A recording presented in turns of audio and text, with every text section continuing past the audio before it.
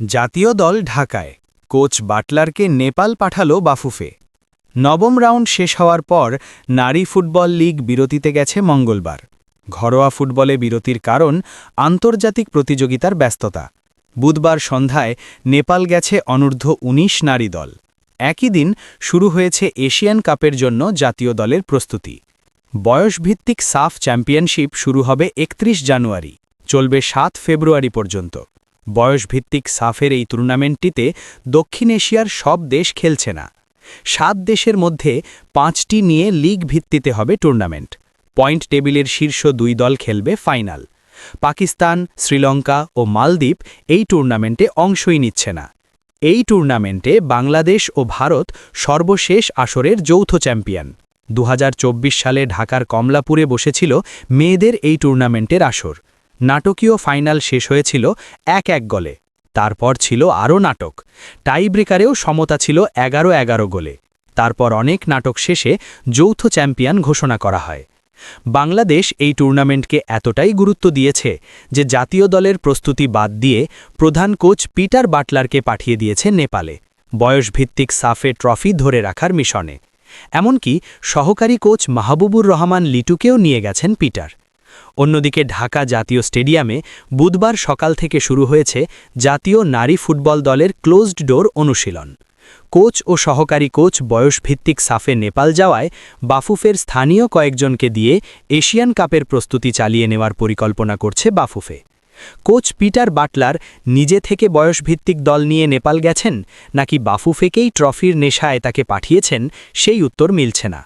তবে মঙ্গলবার বাফুফের অন্যতম সহ-উপাধ্যক্ষ ফাহাদ করিম বলেছিলেন, নারী ফুটবলের সব পরিকল্পনা পিটার বাটলারই সাজিয়েছেন, তারা শুধু বাস্তবায়ন করছেন। জাতীয় দলের প্রস্তুতি শুরু হলেও বাফুফে খেলোয়াড় সংখ্যা গোপন রেখেছে।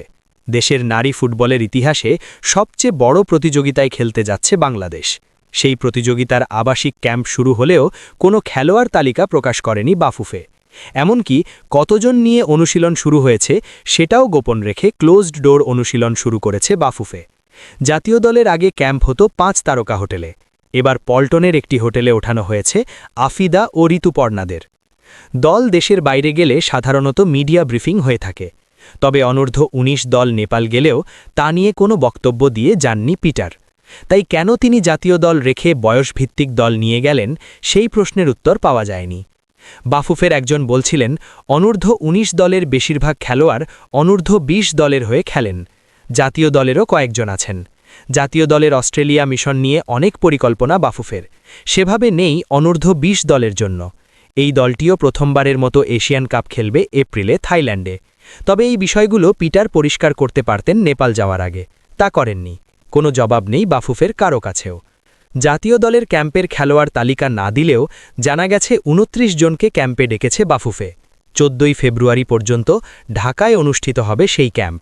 তারপর দল চলে যাবে থাইল্যান্ড, সেখানে 1 সপ্তাহ অনুশীলন করে চলে যাবে অস্ট্রেলিয়া। সিডনিতে ক্যাম্প চলবে টুর্নামেন্ট শুরু পর্যন্ত। 3 মার্চ চীনের বিপক্ষে ম্যাচ দিয়ে শুরু হবে বাংলাদেশের এশিয়ান কাপ। তার আগে 2টি অনুশীলন ম্যাচ খেলানো হবে ঋতুপর্ণাদের। একটি হতে পারে ব্যাংককে, আরেকটি সিডনিতে। ব্যাংককে ম্যাচের ব্যবস্থা না হলে 2টি প্রস্তুতি ম্যাচই হবে সিডনিতে স্থানীয় ক্লাব দলের বিপক্ষে। এএফসি এশিয়ান কাপে বাংলাদেশের গ্রুপের অন্য 2 দেশ উত্তর কোরিয়া ও উজবেকিস্তান। এই প্রতিযোগিতা থেকে ফিফা বিশ্বকাপ ও অলিম্পিক ফুটবলে খেলারও সুযোগ আছে। এমন একটি প্রতিযোগিতার প্রস্তুতি রেখে জাতীয় দলের প্রধান ও সহকারী কোচ চলে গেছেন বয়সভিত্তিক সাফের ট্রফি ধরে রাখতে।